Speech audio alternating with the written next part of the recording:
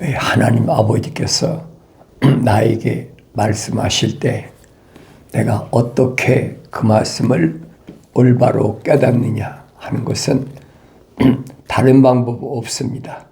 한 가지, 그 방법은 방법이라고 된 하나님의 명령대로 하나님 말씀을 상고할 때만이 내가 올바로 알아들을 수 있음을 잊지 말고 기억해야 됩니다. 그래서 하나님께서는 나에게 말씀하시는 것이 뭐냐? 내 아들아, 부르시잖아요. 아버지가 아들을 부르시는 그 음성을 내가 어떻게 듣느냐는 거예요. 아무나 들려지는 게 아니죠. 성경은 그래서 하나님께서 자기 호흡이 들어간 살아있는 혼이, 한 사람 혼이 된 그 사람을 얼마나 아끼시고 얼마나 간절히 원하시는지 그 모습을 보여주고 있어요. 하나님의 큰 창조하신 그림, 시작과 끝, 알파와 오메가, 처음과 나중을 성경을 통해서 한 폭의 그림으로 볼 수 있어야 돼. 그래서 성경은 한 권이다. 하나님의 아버지께서 하나님의 형상으로 조성된 사람, 그 사람을 하나님의 모습을 담도록 한 폭의 그림이, 그 한 폭의 그림 속에 내가 있느냐는 거지. 나를 찾을 수 없다면 그건 뭔가가 잘못됐다는 얘기. 그래서 성경에서는 다른 사람을 찾으려고 하지 말라는 거예요. 내가 누구냐는 거죠. 그 말은 하나님의 아들이 2000년 전에 오셔서 하나님의 아들로 육신 입고 오신 하나님의 아들이 나는 하나님의 아들이다. 하나님께서 나를 지으셨고 나를 창조하셨다. 이미 구약에서 다윗을 통하여 말씀하셨잖아요. 오늘 내가 너를 낳았다. 너는 내 것이다. 내 아들이다. 선지자 이사야를 통해서 얼마나 많이 약속하셨어요. 그 말씀을 내가 그게 나인가 내가 아닌가 다른 사람 향해서 말씀하시나, 그게 내 부모든지 그게 내 아버지든지 그게 내가 낳은 자녀든지 누굴 향한 말씀인가, 그걸 알아야 된다는 얘기지. 왜 그러느냐? 하나님이 말씀하신 것은 육신적인 혈통적인 것을 말씀한 게 아니라는 얘기예요. 성경이라는 하나님의 큰 그림을 내가 올바로 보려면 혈통적인 것을 떠나버려야 돼. 하나님은 혈통적으로 대대로 그렇게 인간처럼 마치 동물이 DNA가 같다고 그러잖아요. 우리가 그 피 검사하고 그러면 DNA가 뭐다, DNA가 99%, 100%면 그 낫다. 그게 네 아버지다, 어머니다 그러잖아요. 그건 육신적인 거란 얘기예요. 그래서 하나님이 창조하신 큰 그림을 언제든지 내가 먼저 볼 수 있어야 돼. 그걸 깨달아야 돼. 그러려면 창세기 1장, 2장, 3장을 언제든지 내가 잊어서는 안 됩니다. 매일 되새김질하고 또 읽어보고 이 말씀이 뭔가 완전히 깨달을 때까지. 그러려면 성령 받아야 온전히 깨닫게 된다. 나의 책망을 듣고 돌이키라. 내 영을 부어서 내 말들을 알게 하리라. 완성돼야 한다는 거. 완성돼야. 완성됐을 때도 어린아이 때는 모르지요. 어린아이가 어머니나 아버지가 하시는 말씀을 올바로 깨닫습니까? 젖을 먹고 성장해서 그래야 철이 된다고 그러잖아요.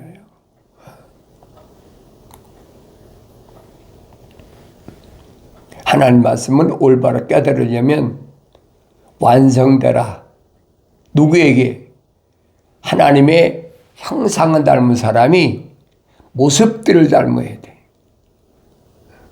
하나님이 형상을 닮았다는 말은 a living soul, 하나의 생명의 호흡이 들어간 사람. 창세기 2장 7절에서 기록하고 있잖아요. 하나님께서 흙으로 사람을 빚으시고 그 콧구멍에다가 하나님의 생명호흡을 후 불어넣었다. 그러니까 살아있는 하나의 혼이 됐다.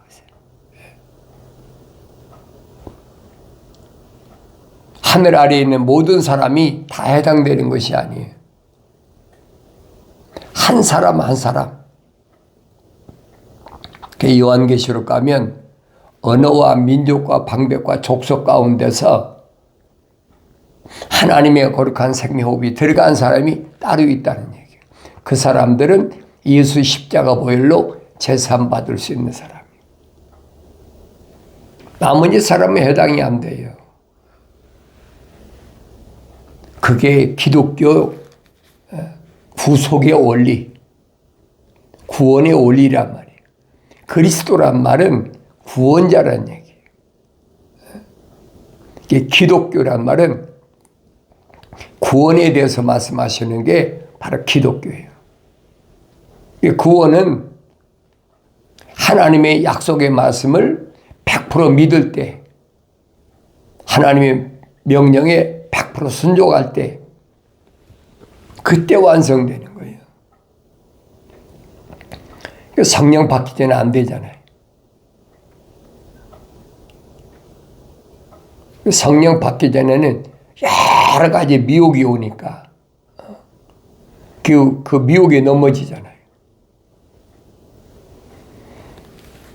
사도 바울은 히브리서 6장에서 설명하잖아요. 성령 받은 자, 한 번 비침을 받은 자는 그가 타락한다. 그건 다시 돌이킬 수 없다는 거예요. 죄를 회개하고 용서받을 수 있는 사람은 누구냐? 혼적인 사람이 완성되지 못했을 때. 그러니까 사도 바울은 설명하잖아요. 완성된 사람이 다시 범죄를 한다면은 메시아가 다시 와서 십자가 못 박아 죽으셔야 된다는 거예요. 한 번으로 족하다는 거예요. 예수 십자가 보혈로 제사함 받는 건 한 번으로 족하다. 그러니까 우리가 성막에서 보여주고 있잖아요. 짐승 잡아서 제사함 받는 것은 한 번이지. 그리고 다시 죄지면 뭐예요? 1년에 한 번씩 7월 12일 날 짐승을 또 잡아가지고 해야 되잖아요. 그러니까 하나님의 아들이 이 땅에 오신 것은 한 번이라는 거예요. 두 번 다시는 그분이 안 오신다는 거예요. 그러니까 한 번 제사함 받고 성령 받아서 완성된 사람은 뭘로? 물로 씻으라는 거예요. 그러니까 성막에서 보면은 그 번제단 지나서 성소에 들어가기 전에 물두멍이 있잖아요. 손발을 씻어라. 그래서 예수님께서 제자들의 발을 씻기실 때 다른 사람들은 얘기했네. 베드로가 선생님 내 발은 절대 씻길 수가 없습니다. 왜 그러냐면 세상에서는 그렇잖아요. 제자들이 선생의 발을 씻겨주지 선생이 제자들의 발을 씻겨줍니까? 그러니까 육신적인 예나 관리라고 하죠. 예나 이런 걸 생각하고 있는 거예요. 주님 그 말씀이 아니거든요. 하나님의 아들이 오셔서 하신 것은 광야를 통과하는 이스라엘 백성들에게 주셨던 계명과 그 다음에 성막이 뭐냐 하는 것을 3년 동안 가르치시는 거예요. 그 베드로가 레바논 탈 때 시킬 수가 없습니다. 그 주님이 내가 내가 발을 씻기지 않는 사람 나하고 상관없다. 나하고 상관없는 사람 내가 씻기지 않는다. 그러니까 베드로가 뭐래? 그럼 내 머리부터 온몸을 좀 깨끗이 씻겨 주십시오. 주님이 하신 말씀이 뭐예요? 너희는 내가 이미 목욕했느니라. 내가 너희에게 하나님 아버지의 말씀을 증거할 때, 가르칠 때 이미 다 목욕했다는 거예요. 이제는 발을 씻는 것밖에 없어요. 그러니까 사도 바울이 그러잖아요. 날마다 말씀에 은 물로 깨끗이 씻으라. 날마다 말씀에 은 죄는 한 번 내가 돌아섰을 때 예수 십자가 보혈로 다 사함 받았다는 거예요. 베드로도 그러잖아요. 내가 옛날에 방탕하고 술 취하고 도둑질하고 여러 가지 그런 거 있잖아요. 간음하고 뭐하고 한 거 이미 다 지난 날로 족하다는 거예요. 다시는 하지 말라는 거예요. 앞으로는 하지 말라는 거예요. 그래서 뒤를 돌아보지 말라. 앞을 향해서 가라. 그 얘기입니다. 누굴 향해서? 물과 성령으로 거듭난 사람. 사도 바울이 그랬잖아요. 선절로 생각한 사람 넘어질까 조심하라. 완성될 수가 없다는 거예요. 뭐가? 구원이 완성될 수 없다는 거예요. 내가 내 사명 끝나고 이 세상 떠나갈 때까지는 완성되는 거 아니라는 거예요. 수시로 마귀가 계속 와서 미혹하고 유혹하고 협박하고 별거 다 하잖아요. 그럴 때 마음이 흔들릴 수 있잖아요. 주님도 복음서에서 보면 혼자 산에 가서 기도하시는 모습을 보여주고 있잖아요. 항상 쉬지 말고 기도하라. 사도 바울이 그겁니다. 말씀과 기도로 거룩해 된 자는 항상 기뻐하고 쉬지 말고 기도하고 범사에 감사하라. 항상 기뻐하라는 말은 기쁨은 승리할 때만 기쁘잖아요. 패배한 사람이 무슨 기쁨이 있습니까? 승리한 사람은 기쁨이죠. 항상 이기란 얘기. 육신적인 싸움이 아니잖아요. 우리의 싸움은 혈과 육에 있는 것이 아니라 분명히 사도 바울이 밝히잖아요. 우리 싸움은 영적 싸움이에요. 마귀와 싸움이에요. 나는 육신을 입고 있으니까 육신을 계속 와서 건들고 침투하고 마치 누구처럼? 욥처럼. 그게 욥기서가 중요한 거예요. 육신을 입고 온 욥이 믿음에 안주하고 있을 때 하나님이 내 종 욥을 보았느냐? 사탄이한테 물으시잖아요. 사탄이 일방적으로 하나님께 참소한 게 아니에요. 사탄은 하나님의 영을 참소 못해요. 할 수가 없어요. 하나님 들으시나요? 하나님께서 물으시잖아요. 내 종 욥을 보았느냐? 그때 사탄이 대답하는 거지. 사탄이 이제 물으시잖아요. 내가 지구를, 땅을 두루 다니다 봤느냐? 지구는 둥그르니까. 예, 다 다니다 봤습니다. 근데 내 종 욥을 보았느냐? 봤습니다. 하나님께서 천사를 통해서 그를 울다리를 쳐서 보호하시기 때문에 하나님만은 찬송하는 거지요. 그거 당연한 거 아닙니까? 울다리 걷어보십시오. 보호하는 천사가 손 떼버리면 하나님 절대 찬송 안 합니다. 하나님께서 뭐라고 말씀 사탄에게? 내 종 욥은 그런 사람 아니야. 그까지 물질 때문에 풍족한 것 때문에 흔들리지 않는 그런 내 종이 아니야. 하나님은 허락하시잖아요. 네 손에 있으니까 네 마음대로 해. 하나님이 울다리를 걷어버리시니까 천사를 철수시켜버리니까 갑자기 강도들이 나타나서 그 많은 수천 마리 낙타떼를 강도질하고 또 하늘에서 불이 내려와가지고 양떼를 다 죽이고 완전히 풍기박살되는 거지. 그뿐 아니잖아요. 10남매가 있는데 10남매가 요즘 말하면 토네이로라고 옛날에 해오리 바람이라고. 우리말로 해오리 바람이 영어로 토네이로라고 그랬죠. 갑자기 욥의 자녀들이 앉아있는 그 집을 덮쳐가지고 한 번에 몰살해버리잖아요.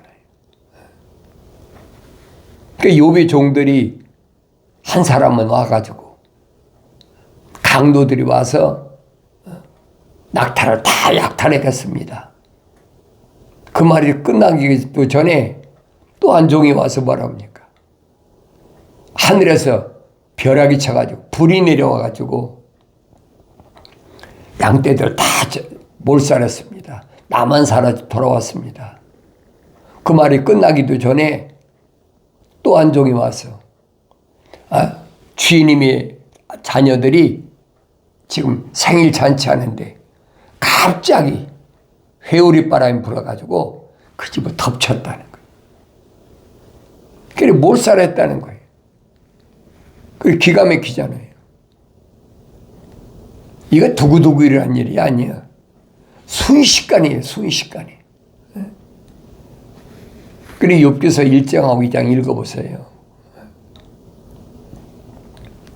하나의 종이 와서 얘기하자마자 그 다음에 찾아와서 얘기하고 그 다음에 찾아와서 그 욥이 자기 몸뚱이밖에 안 남은 거예요. 몽땅 다 일시에 멸망해버린 거지. 그게 얼마나 기가 막히겠어요. 욥이 머리를 밀고 옷을 찢으면서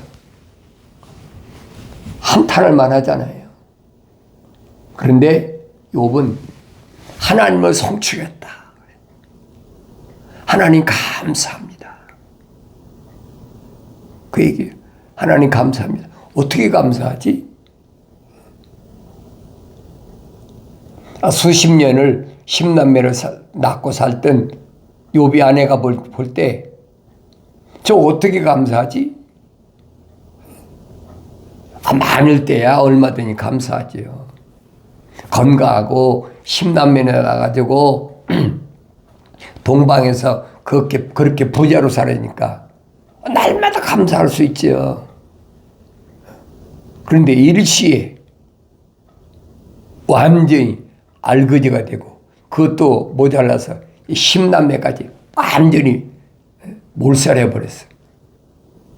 그 욥이 아내가 볼 때는 몇십 년 같이 살았는데 머리를 밀고 옷을 찢고 한탄하면서 하나님 왜 이러십니까? 라고 할 줄 그걸 기대하고 있었는데 정반대예요.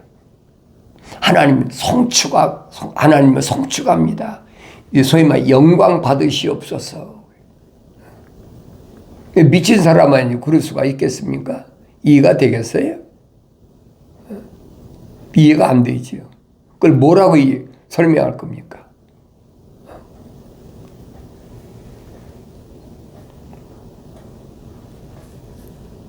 욥이 아내가 볼 때는 뭘 기다렸겠어요? 남편이 한탄하고 가슴치고 통곡하고 하나님 향해 원망하고 그걸 기다렸겠죠. 이 정반대잖아요. 그게 기가 막힌 거예요. 하나님은 성취한다. 일시적으로 미친 줄 알았겠죠. 일시적으로.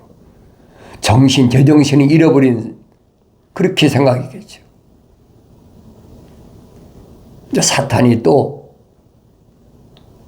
하나님 앞에 갔을 때 하나님 물으시잖아요. 너 내 종 욥을 보았느냐? 내 종 욥이 그까지 무슨 낙타가 몇천 마리고 양이 몇천 마리고 자녀가 10남매고 그렇다고 해서 내 종 욥이 나를 송축하되 나한테 영광 돌리되 사탄이 이번에 뭐랍니까? 그래도 아직 그 몸뚱이가 이 껍데기가 흙이 온전하기 때문에 다시 뭔가 이룰 수 있다라고 소망이 있을 거 아닙니까? 사탄이 그 얘기예요. 하나님 뭐라고 말씀하십니까? 그 네 손에 있잖아. 네 손에 있으니까 네 마음대로 해. 그러나 그 육신 안에 있는 생명은 건들지 마라. 왜? 요번에는 하나님의 생명 호흡이 들어갔다는 얘기예요. 사탄은 피조물이지 창조주 하나님이 아니에요. 하나님 명령하시잖아요. 그 생명 건들지 마라. 살아있는 혼이 된 그 사람 건들지 마라.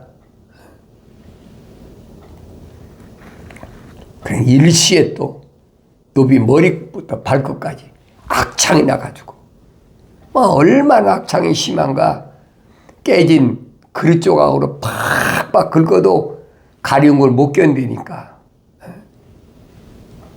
다른 데 아픈 가려우니까 얼마나 힘들겠어요. 여러분 가려운 거 아시잖아요. 피부가 가려운 거. 모기한테 물려도 막 가려워서 막 긁고 독이 오르니까. 근데 악창이 나가지고 머리끝부터 발끝까지 성이 기록되죠. 머리끝부터 발끝까지 성한 데가 없어요. 막 깨진 그릇 조각을 팍팍 긁어도 시원찮으니까 그래도 가려움을 못 견디겠으니까 거기다가 막 재를 바르잖아요. 재를. 그러니 그 몰골이 어떡하나 생각해 보세요. 그 모습을 바라본 욥의 아내가 기가 막히잖아요. 재산 날라갔고 그만큼 자녀들 10남매 죽었으면 한 번쯤은 하나님 원망하고 하나님 왜 이러십니까? 라고 하나님께 뭔가 항의를 할 만한데 그게 아니고 하나님을 찬송하고 영광 돌린다고 그러고서는 이제는 또 악창이 나가지고 얼굴 머리부터 발끝까지 악창이 나서 가려워가지고 깨진 그릇 조각으로 긁은 데다가 거기다가 재를 뒤집어 썼으니 생각해 보세요. 상상을 해보시라고 어떤가. 그 사람의 몰골인가. 그 욥이 아내가 그러잖아요. 이런데도 네가 네 온전함을 하나님 앞에 나타내겠느냐. 하나님 나는 온전한 거 흔들리지 않습니다. 내 완전함을 하나님 앞에 간직했다고 보이겠느냐? 핀잔하잖아요. 그 욥이 뭐라 그럽니까? 이 어리석은 여자야. 좋은 것 주신 하나님께서 나쁜 거 안 주시겠느냐?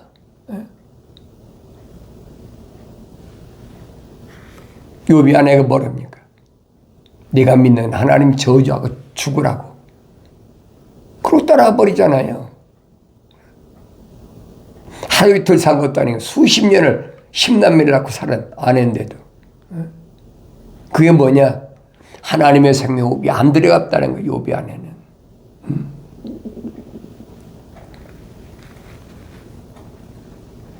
욥기서를 읽으면서 한 번 읽고 두 번 읽고 세 번 읽고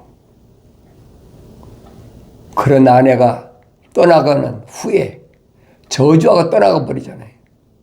이번엔 친구들이 또 셋이 찾아와 가지고 계속 얼마나 비참한가. 일주일 동안 친구들이 말을 못해서 너무 비참한 모습을 보니까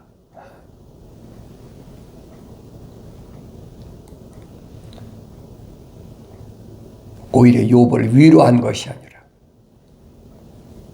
욥을 책망하잖아요.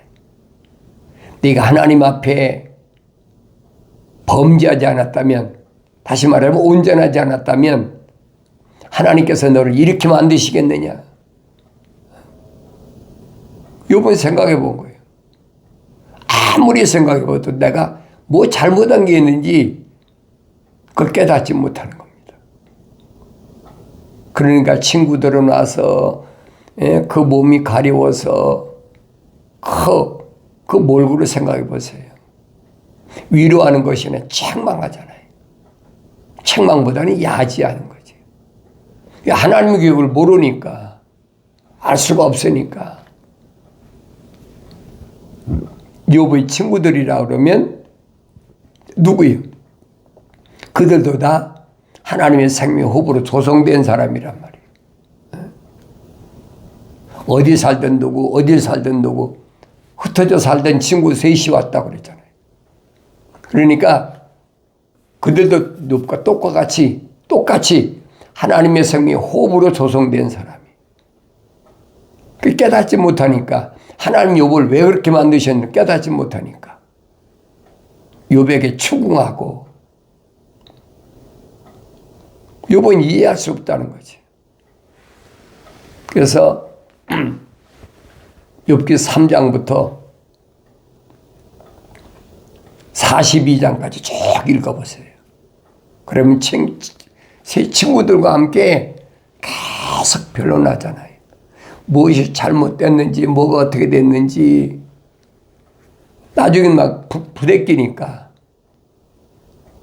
자기도 모르게 내 하나님 앞에 내가 뭐 잘못된 게 있느냐. 너무 부대끼니까 책망하시잖아요. 욥기서 42장 가면 욥이 내가 전에는 하나님 말씀을 귀로만 들었다. 귀로만 들었다. 하나님 말씀을 들었을 때 생기는 게 믿음이라는 얘기. 사도 바울이 설명하잖아요. 믿음과 소망과 사랑이 있는데 이 단계란 얘기. 믿음의 단계에서 소망의 단계까지. 그리고 마지막은 완성된, 퀄리티, 완성된 데까지 그 단계가 있다는 거예요. 이 믿음은 어디서 난다? 하나님의 말씀을 들으면서 난다. 욥이 그 얘기예요. 전에는 내가 하나님 말씀을 귀로만 들었습니다. 이 믿음의 사람이는 거지. 하나님 약속을 믿었다는 거예요. 근데 막 그렇게 엄청난 아내도 저주하고 떠나가 버렸지요. 친구들도 와서 계속 세상 말 쪼우는 거지 막. 그러다 보니까 자기도 모르게 자기 의가 났다는 그 책망받잖아요. 돌이키는 겁니다. 이제는 내가 주를 바라봅니다. 예수님 말씀하시잖아요. 물과 성령으로 거듭난 사람, 완성된 사람. 베드로는 뭐라고 합니까? 예수님께서 십자가 못 박혀 죽으셨다가 부활하심으로 우리가 산 소망, 하늘을 바라보게 됐다는 거예요. 그 욥의 신앙이잖아요. 그걸 통해서 오늘 나에게 말씀하시는 거예요. 기억하세요. 하나님이 인정하시는 사람은 하늘 아래 것 안주하지 말라는 거예요. 가진 재산 때문에, 자녀 때문에 안주하지 말라는 얘기예요. 하나님 원하시는 것이 뭔가. 그래서 거룩한 사람은 승리의 기쁨이 있는 삶을 산다. 이 기쁨이 충만한 복된 삶을 살아가길 바랍니다.